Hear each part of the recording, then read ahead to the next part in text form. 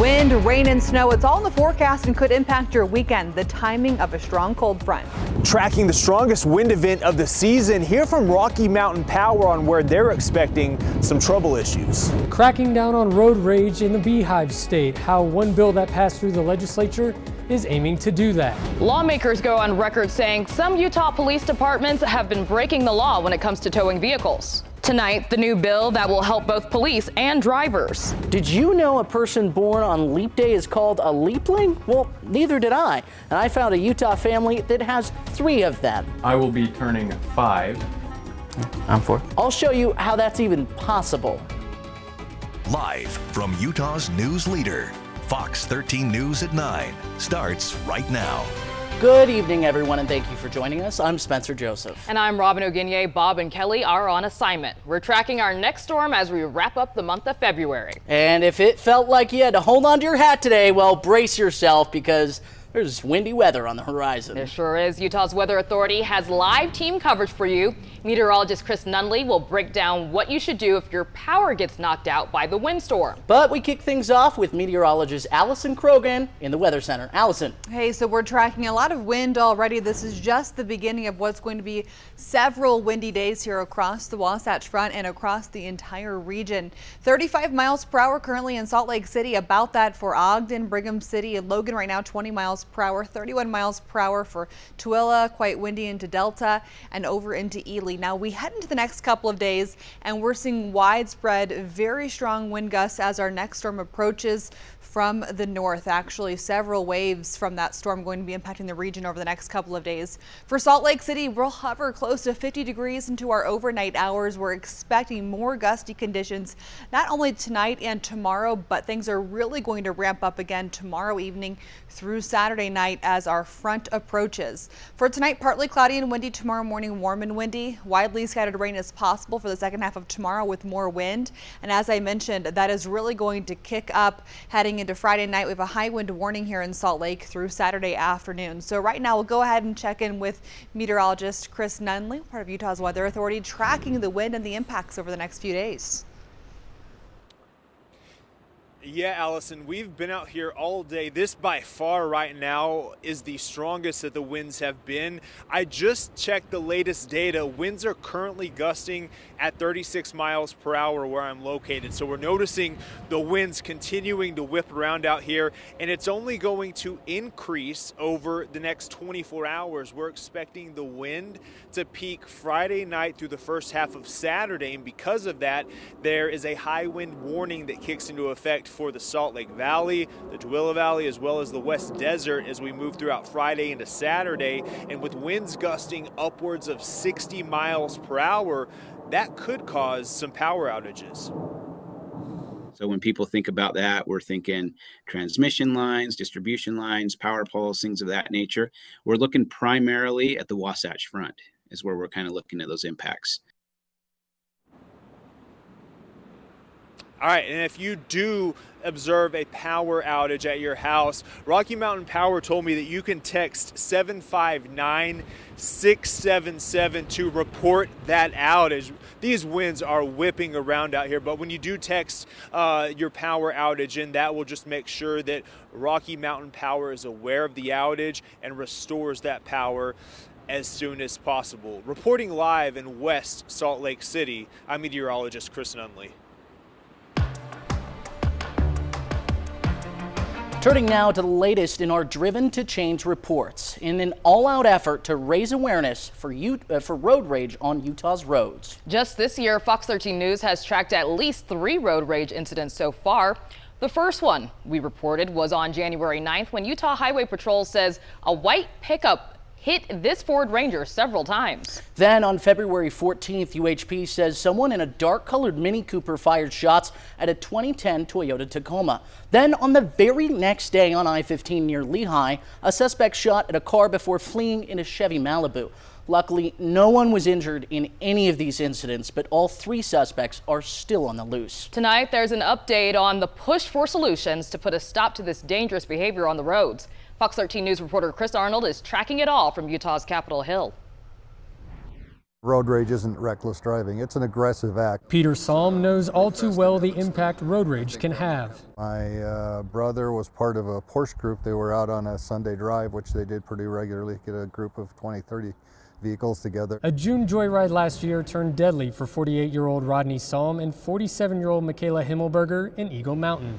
One individual lost control of his vehicle and just cut right across the center line into oncoming traffic and hit him head on. They were probably both doing, close to 70 miles an hour. When you say a breaking point, there were some really high profile incidents that came to light last summer that really kind of brought this to everyone's attention, saying that this is something we need to start addressing specifically. Utah Highway Patrol Colonel Michael Rappich says road rage incidents have been increasing in the Beehive State. Road rage events have increased over the last 3 years. I mean, last year, well over 20 over the last 3 years consistently. House Bill 30 is aiming to crack down on road rage. Road rage means the commission of a criminal offense by an operator of a vehicle in response to an incident that occurs or escalates upon a roadway and with the intent to endanger or intimidate another individual. Senator Todd Weiler is the floor sponsor for the bill. After making its way through the House and Senate Judiciary, Law Enforcement, and Criminal Justice Committee, the bill was heard on the Senate floor Wednesday night. Third substitute House Bill 30, having received 23 yea votes, 5 nay votes, 1 being absent, passes this body. We're one of the first states in the nation, in my understanding, to get a legal definition of road rage on the books so we can start measuring and tracking. Representative Paul Cutler is the bill's sponsor. In this final form, what this bill does is it takes the most egregious, the most serious road rage cases and puts an enhanced penalty on them. That could be enhanced jail time or enhanced fines based on the severity of the offense. An extra $500 or an extra $750 fines. And for the most serious cases, it can also result in jail time. The extra money from those fines, Representative Cutler says, are put towards a road rage education and prevention fund. If an individual is convicted for an offense that is enhanced for road rage, their license could be suspended or even revoked. I'm glad that it's moving forward and they're taking the initiative to do some things. After passing through the legislature, this bill will now head to Governor Spencer Cox's desk. On the Hill, Chris Arnold, Fox 13 News, Utah. 3 minutes out of your day is not worth the aspect of taking someone's life, taking a child's life. Just be patient. Strong words from a Jordan School District bus driver who is pleading with drivers to stop when a bus flashes its stop sign.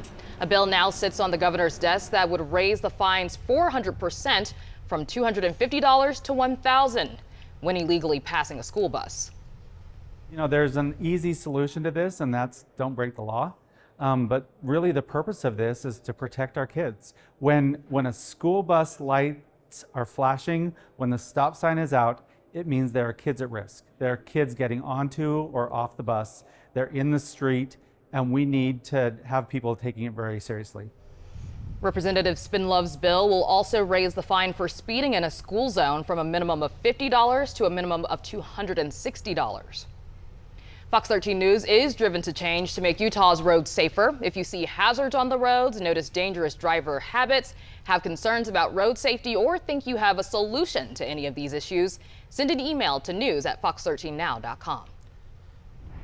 Just into the Fox 13 newsroom, a Guatemalan national in the country illegally has been arrested here in Utah for allegedly raping an 11-year-old girl last Sunday. Court documents state a mother came home to find 26-year-old Jonathan Estuardo Ruano Garcia leaving her apartment where her daughter was. The girl told her mother that she had met Ruano Garcia online. Police were able to track him down on social media and took him into custody. Garcia was arrested for 3 felonies, the rape of a child, enticing a minor, and forgery. He's being held in the Utah County Jail. New at 9, a 4-year-old is in stable condition after being hit by a car in southwest Tooele. According to Tooele police, just before 5 tonight, an ambulance was called to the area of Spencer's Field after the child inadvertently ran into the road. The driver remained on scene and is cooperating with police. Now to an update on a story we brought you this morning. Bountiful police have identified the man shot and killed overnight as 20-year-old Watison Kelmate of West Bountiful. This all began just after 1 a.m. in the area of 1950 South Bonneview Drive. When officers arrived, they found the victim with one gunshot wound to his abdomen. They tried to save his life on scene, but he ended up passing away at the hospital. Detectives have identified a person of interest in this case, but they are not publicly identifying them yet. The murder trial for the man accused of killing a police officer 5 years ago was pushed back one more day. Matt Frank Hoover appeared in court today in anticipation of opening statements set to start tomorrow. Hoover is on trial for the shooting death of Provo Police Master Officer Joseph Shinners while evading arrest on January 5th, 2019. According to court documents, Hoover had outstanding felony and misdemeanor warrants at the time. There was a scary situation at Hill Air Force Base this afternoon. Officials say after an unspecified in-flight emergency, a private military contractor's F-5 Advanced Tiger fighter jet made an emergency gear-up landing, also known as a belly landing. This is a vintage fighter jet. Now, Hill Air Force Base says otherwise the landing was, quote, uneventful. But the pilot, the only person on board, was taken to the hospital as a precaution. The airfield will be closed for at least 24 hours to deal with the plane and assess the runway. If you got towed, a police-caused scavenger hunt for your own car should end. We'll show you how lawmakers made it easier on police. As we wrap up Black History Month, I'll take a closer look at the history of what once was Franklin Avenue in downtown Salt Lake City. I'll break down the rich past and the stories forgotten through time. Plus, using alcohol to help those living on the street. We'll explain how lawmakers are doing just that. Wins have been hard to come by for the Utah Jazz. Could they get one tonight in Orlando? We'll find out coming up.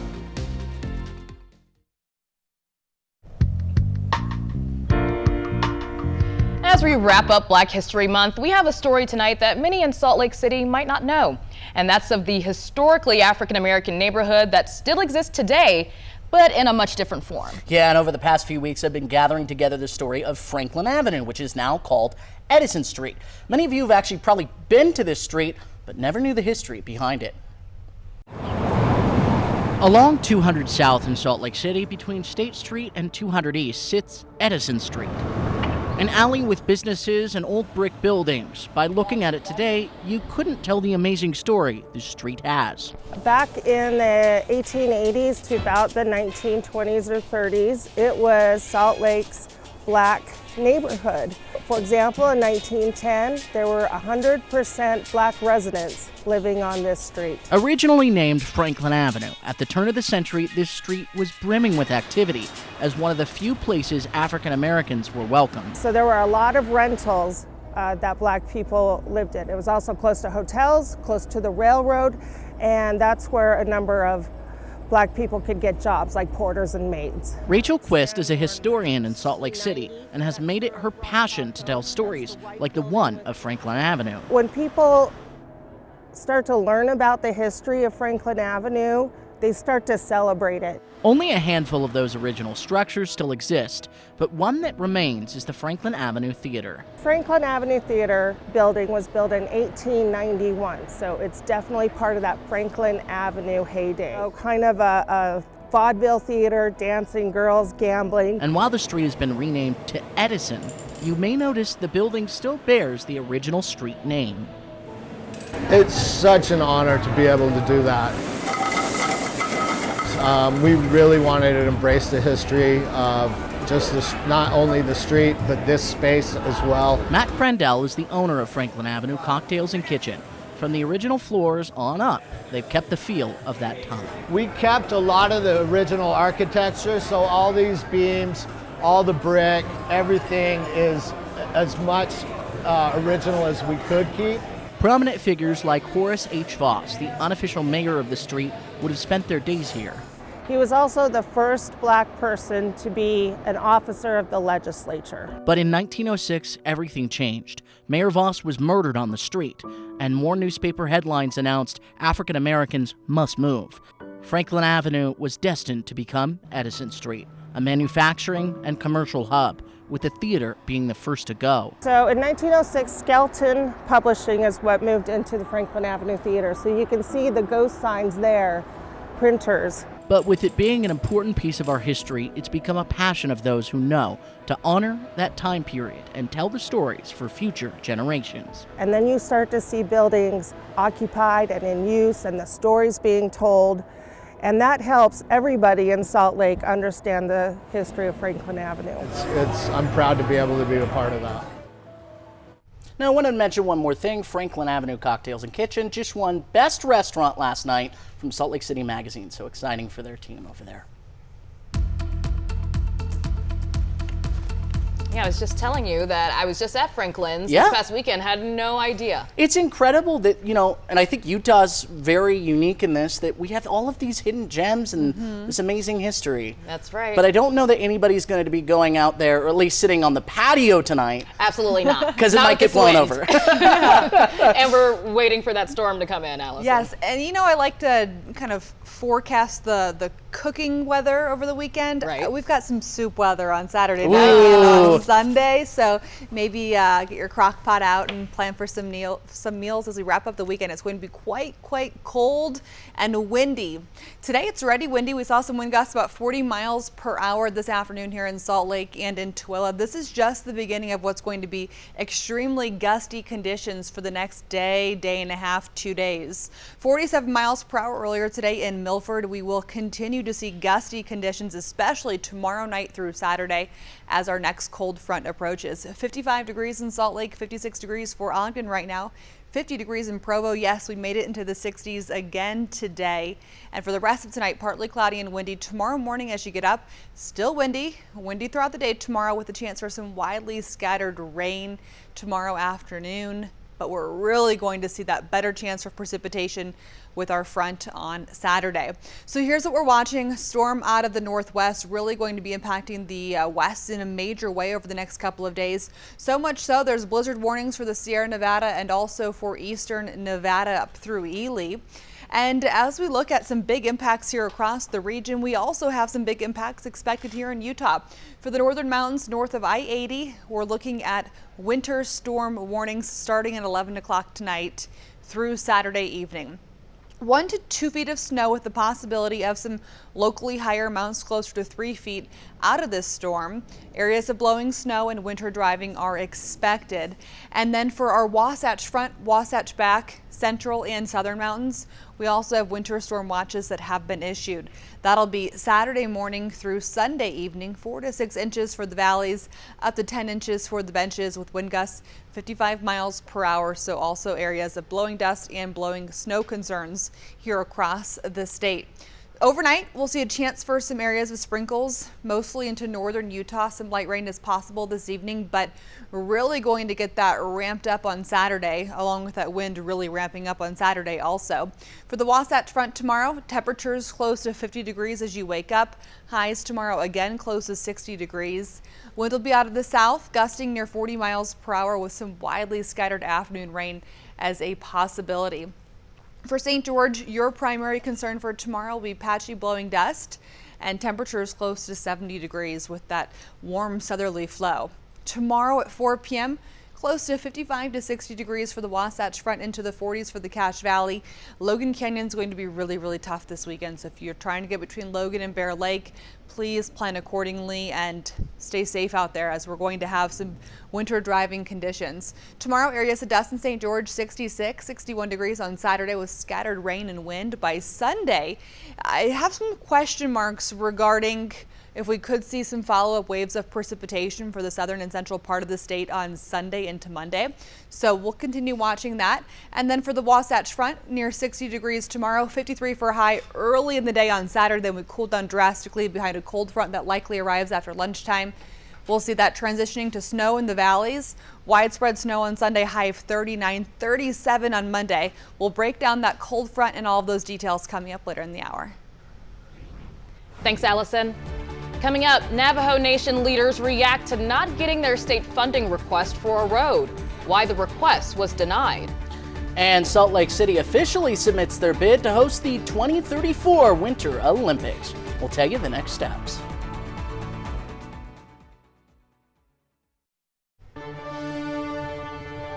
Well, it's my favorite topic to talk about. The Salt Lake City, Utah Committee for the Olympic Games has formally submitted the application to become a preferred host for the Winter Games in 2034. It's a process that's been months and years in the making, and it could bring Utah a step closer to hosting the Games. We are officially submitted for the 2034 Games. Congratulations to everyone. Thank you for all of your support. Olympic Committee leaders, Governor Cox and Salt Lake City Mayor Aaron Mendenhall, stood in the Golden Room at the state capitol to submit their application to the International Olympic Committee. The application includes the local vision for elevating Winter Games, sustainability goals, plans to curb sports betting and corruption, contracts with venues and hotels, and much, much more in the thousands of pages submitted. Well, officials say that they have reason to be hopeful because the IOC is optimistic about Salt Lake City. They realize that they are working with people who intend to be great partners for the IOC, not just for these games, but for the future. And so I think there's a great deal of confidence in everything that you've done and what you represent, what you bring to the entire Olympic movement, and it's very exciting.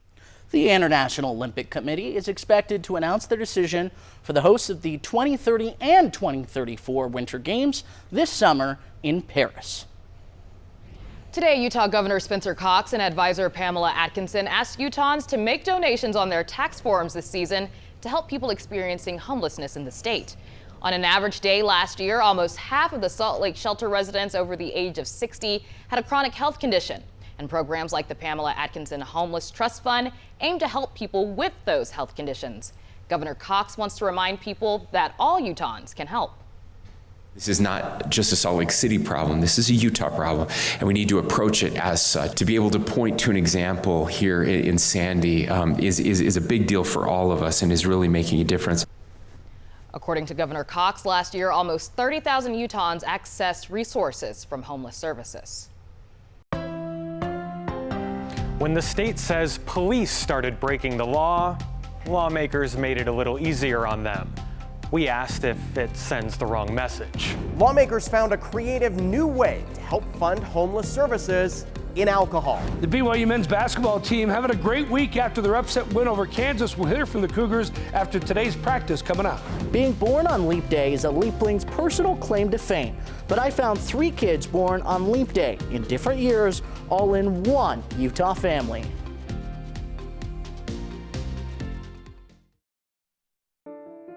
I'm asking police departments to follow the law. This is so antagonistic. I don't think there's an excuse for this. He's right, there is no excuse. Everybody should know where their vehicle goes. Last summer, we showed you how lawmakers were upset with police departments they are saying are breaking the law, refusing to fill out paperwork when they tow vehicles, causing drivers to go on a scavenger hunt for their own car, all while fines rack up. Now a new bill has passed, making it easier on police and hopefully easier on drivers. Here's Fox 13 News investigative reporter Adam Herbetz. There's a bruise across my chest, and then I have this on my chin. I have a broken nose, so my face is swollen. When Anthony Sanchez got in a crash last year, I think I hit the steering wheel, then the windshield. he was just trying to stay alive, not worry about finding his car. I was worried about my kids. If I was gonna leave them and not be in their lives anymore. No letters in the mail saying, hey, here's where your vehicle's been towed. None of that. According to state law, he was supposed to get something in the mail before the impound fees racked up. But that's only if police filled out the paperwork. Since October 2022, we've found 1,009 cases where that did not happen. Vehicle owners should be made aware where their vehicles are going. You might remember we also interviewed Representative Matthew Gwynn last year. He begged police to follow the law while he works to make it easier on them. Before, the paperwork was half a page. Now, with the passage of his new bill, it'll be even simpler than that. Just give them the card with a case number. We're doing that anyway, and if they're not doing it, then yeah, it's gonna seem as if it's intentional. Most police departments have been following the law. Some only had a few complaints, and after our story, 83% of them improved. But Departments like West Valley City and Salt Lake City still have hundreds of cases. They've both declined interviews. The director of Utah's Motor Vehicle Enforcement Division wants people to be able to find their cars too. He says our story produced instant improvements. We did not see any setbacks until some agencies started to get the word about a pending law change. Laws need to be followed. That's why we have laws. He hopes they start following the law before and after the new bill takes effect on July 1st. Are you worried this sends the wrong message by making it easier on police for breaking the law? No, I don't think it sends the wrong message. I expect the law to be followed. I think it will be followed. I'm optimistic, but we'll see. If we haven't fixed the issue, that's really going to bother me. Both legislators promised they will hold police accountable with another bill if the issues continue. So this bill's the carrot, and if there's still a problem, then the next bill could be the stick. Could be the stick. Reporting at the Capitol, Adam Herbets, Fox 13 News, Utah. On the eve of the last day of this year's legislative session, Utah's lawmakers are tackling a number of major issues. And among them is a new way to fund homeless services, and it's pretty unorthodox. Fox 13 News political reporter Ben Winslow is on the Hill to explain. The governor requested hundreds of millions of dollars to fund affordable housing and homelessness issues, but he only got a fraction of that from the legislature. So lawmakers have been looking under the couch cushions for more money. They may have found a creative way to get more money in alcohol sales. A provision just inserted into the omnibus alcohol bill that passed the legislature would let liquor store customers contribute to homeless services. The bill's Senate sponsor tells me it's a way of giving the governor what he wanted. Absolutely. What it does, we've created a process where if you buy alcohol, you can round up the sales tax. So if it's 25.25, you can round your tax piece of that up to the nearest dollar. And then, of course, it accumulates. I think people who are generally quite giving. And as that accumulates, we put that money into the Pamela Atkinson homeless account. Now, the overall bill raises the tax on liquor, but it also creates more bar and restaurant licenses. The bill passed the legislature. It now heads to the governor's desk for his signature or veto. On the Hill, Ben Winslow, Fox 13 News, Utah. And more budget news impacting homelessness this evening. The legislature's powerful Executive Appropriations Committee found $25 million more to build a low-barrier shelter in Utah. Those types of shelters remove some rules and offer immediate housing for people. A bill designed to help the Great Salt Lake is moving closer to passage in the final hours of the Utah State Legislature. It reworks Utah water law to restrict mineral extraction companies from just taking water that hits the lake. But now it's been amended to offer an incentive for these companies. They would pay less in severance taxes to the state if their work uses less water. I believe that we've created certainty under that process for industry. We've created certainty for those of us that save water in the lake, because now everybody plays by the same set of rules. And like I said, at the end of the day, this is an amicable bill. I'm very grateful for everybody that's engaged on it. With the support, the bill will now head to the governor's desk for his signature. In protest of a bill that restricts access to public officials' public calendars, one state lawmaker is making his available. Representative Brian King, who is the Democratic candidate for Utah governor, says he disagrees with the governor's decision to sign the bill, so he's letting people see his calendar. I feel strongly that we ought to be transparent and accountable about what we're doing up here at the legislature, at least as to our activities as public servants. The bill passed the same day a judge ruled that Utah Attorney General Sean Reyes' calendar ought to be made public. Lawmakers today passed a bill that eliminates general school fees in Utah schools. There should be no general fees, like, here's your registration fee, and then the curricular fees, things that are directly involved with curriculars. If it becomes your property and you take it home, you probably have to pay for that. But your little chemicals for your science class and just those little things that are just part of your education, those should be taken care of. Bluffdale Representative Mark Strong's bill does not include extracurricular activity fees, but it still could provide a lot of relief to families who often get sticker shock when they register their kids for school. The bill is headed to the governor's desk. Lawmakers funded money for a new hospital in San Juan County. Tonight, the Executive Appropriations Committee agreed to spend millions of dollars to help build a hospital for an area that is badly in need. It's just wonderful that we have access to good health care down there, and I know a lot of the folks that live north of San Juan County need that. So we're very grateful to the state. The current hospital is 71 years old and is well past its life. A big bill that bans flavored vape juices in Utah has passed the legislature. Lawmakers hashed out the final details today. The bill bans flavored vape juices except menthol and tobacco now. It also caps nicotine at 4% and bans devices not approved by the FDA. The bill's sponsor says she's looking out for children. I know many people who struggle with their nicotine dependence up until their later decades. Kiddos' brains are not fully prepared to make decisions about substances, and yet nicotine is so dependence and addiction creating that once they're hooked, they can't quit. Vape shop owners protested at the Capitol, saying the bill could force many of them to close. It's now headed to the governor's desk. And we're coming down to it. Fox 13 News will be live tomorrow night for the last night of this session. Stick with us as we keep track of all of the big things happening on Utah's Capitol Hill. Coming up, with just a few days to go until Utah voters make their voices heard, how organizers are trying to get the Black community engaged with politics. Plus, we'll tell you about some new controversial changes to Daybreak's summertime concert series. And temperatures today made it into the 60s here in Salt Lake City. We've got a cold front moving in this weekend. What to expect and how it could impact your weekend plans.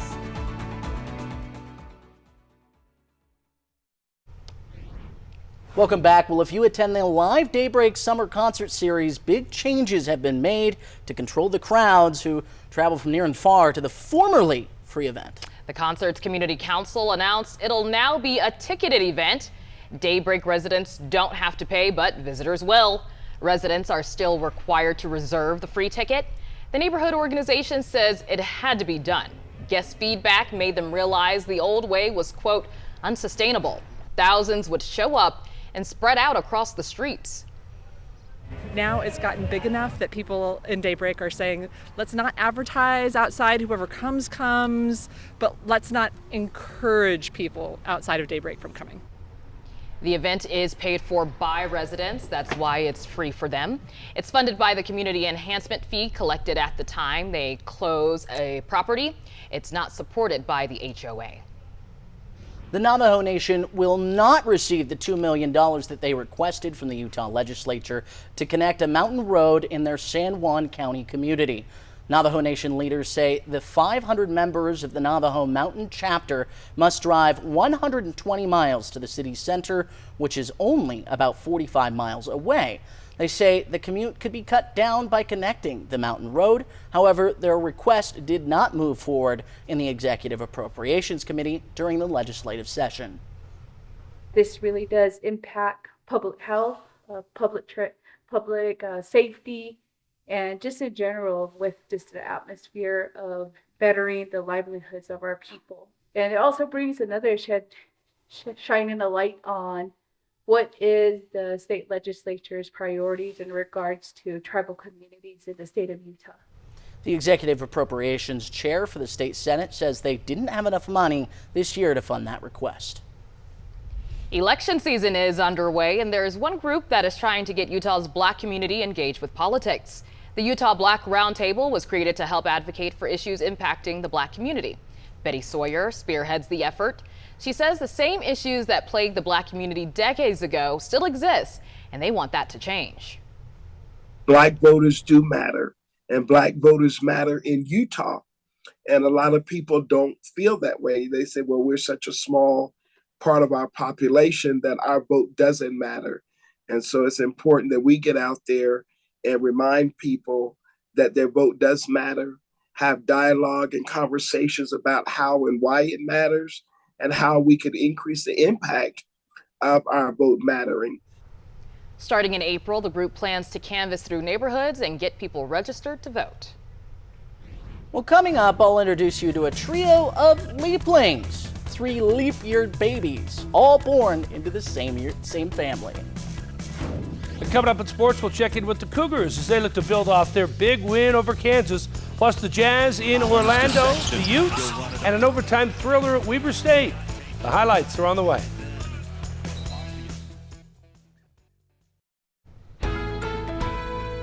Well, if you hadn't heard, today is a special day that comes around once every 4 years. That would be Leap Day. Well, and I remember all the jokes when we were kids, right? How bad would it be to be born on Leap Day? Because it comes around every 4 years. You would never have a birthday. Exactly. But what about a family in Payson that's had to do that 3 times over? They say good things come in threes, and for one Payson family, they have 3 unlikely birthdays for 3 of their children. You are the lucky 2 that had 3 different kids that were born on 3 different leap years, right? Yes. Consecutively, yes. Yes. How did that happen? You see, when a man and a woman love each other very much. Mom and Dad, David and Louise Estes, didn't set out to start like this. The first 2 were not planned. After that, he actually brought it up and said, let's try it for this timeline. And I thought, as soon as you try to do it on purpose, it won't work. And she actually was due on the 24th. So we had to go 5 days over, and she was... We thought, oh, we missed it. And then she just wouldn't come out. Just waited. They call themselves Leaplings. Meet Remington, Xavier, and Jade. Well, I sense there is a bit of a sibling rivalry here. Are you competitive with each other? Of course not. I'm better, and they both know it. And because it's consecutive, they're tied for a world record. There are people who have children more than 3, but it has to be each consecutive leap year going along. While they still get a birthday each year, their leap birthdays every 4 years are a little extra special. We will have them invite their friends. We'll do piñatas or something big. So even though they're technically only 3, I will be turning 5. I'm 4. The siblings will grow up with a bond that few get to have. Well, it's family. Yeah. You know, you do things together. I've just learned to appreciate them more, because I can blame them for all my problems. Too funny. Well, more Leaplings. More of them. Take a look at these adorable photos. All of these babies born on this Leap Day at Alta View Hospital and Utah Valley Hospital. Happy birthday, guys, because they are the cutest. Maybe you won't have anyone say that for another 4 years. I know, right? Exactly.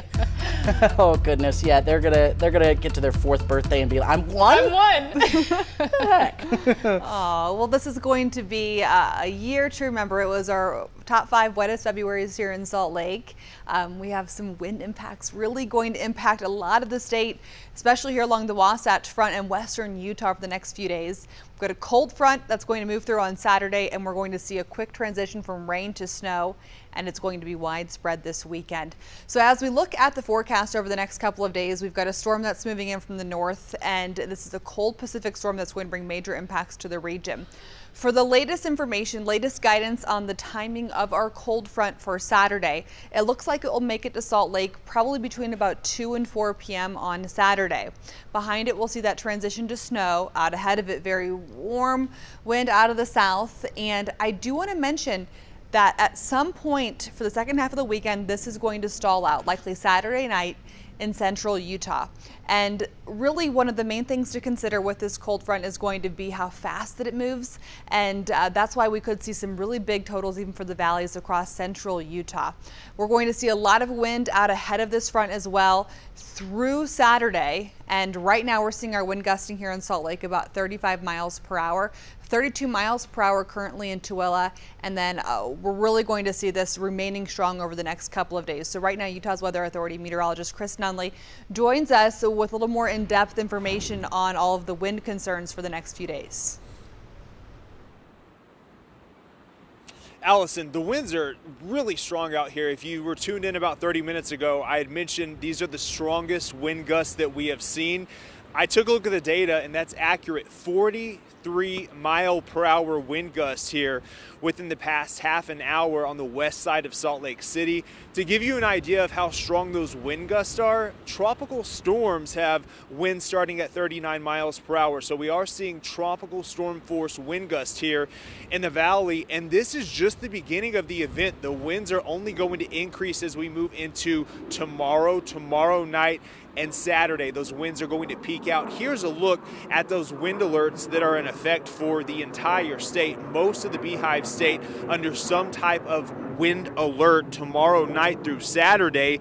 And of note, a high wind warning in effect tomorrow night at 11 p.m. continuing until 5 p.m. Saturday for the West Desert, the Tooele Valley, and the Salt Lake Valley.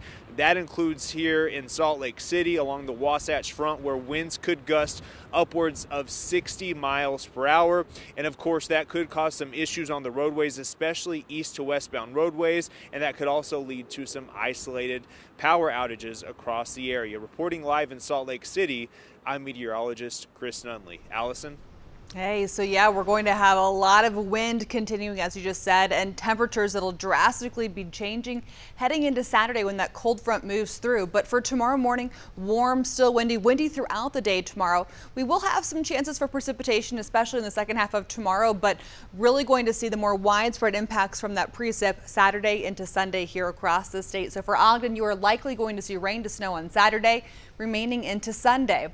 And for Provo, your chance of precipitation is really also going to be skyrocketing Saturday through Sunday. And then we're going to see potentially some more waves of precipitation into next week. For St. George, you'll see some scattered rain Saturday. By Sunday, we're looking at widely scattered rain there. And there's still the possibility of maybe even additional wave of precipitation for the southern and central part of the state late in the weekend into Monday.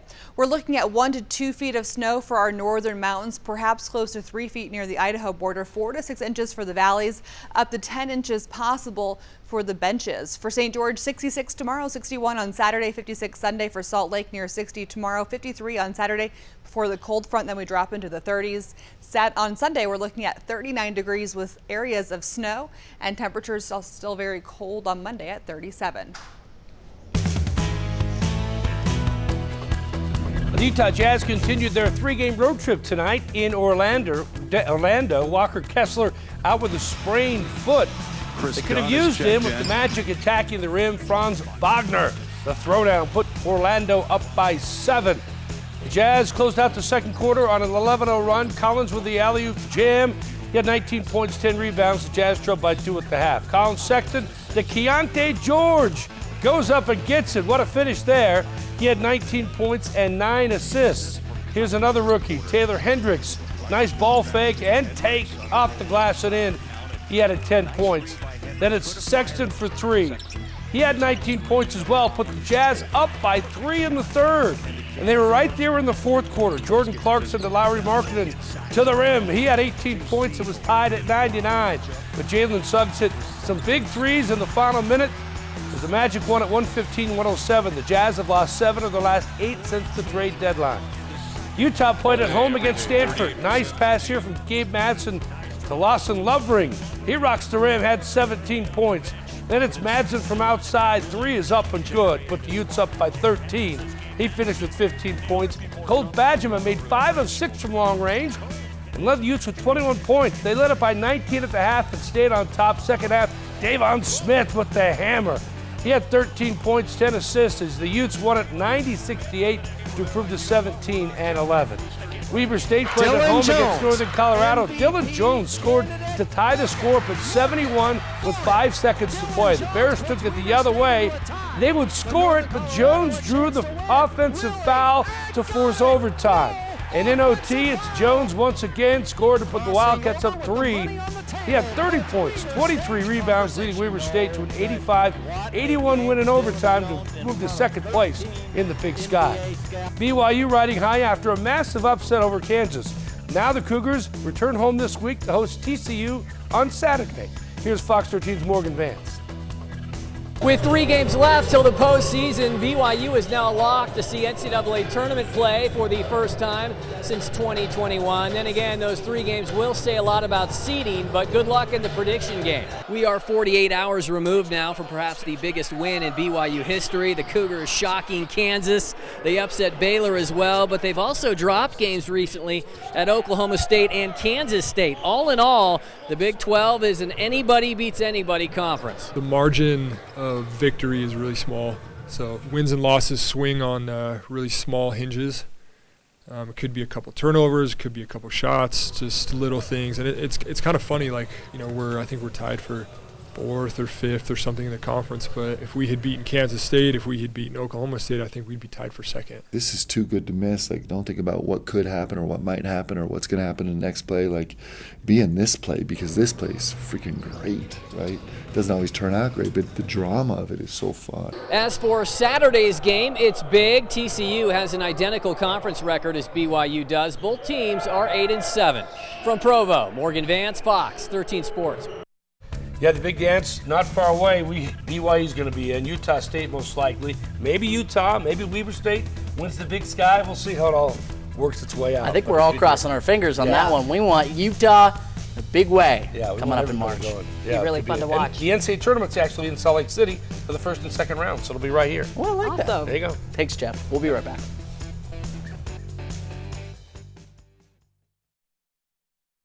Fox 13 News was out in the community tonight. The YCC Family Crisis Center held their Heart of Ogden Gala to support their programs. Hey, I know them. Yeah, they look familiar. It's the only place of its kind helping victims of domestic violence and sexual assault in Weber and Morgan counties.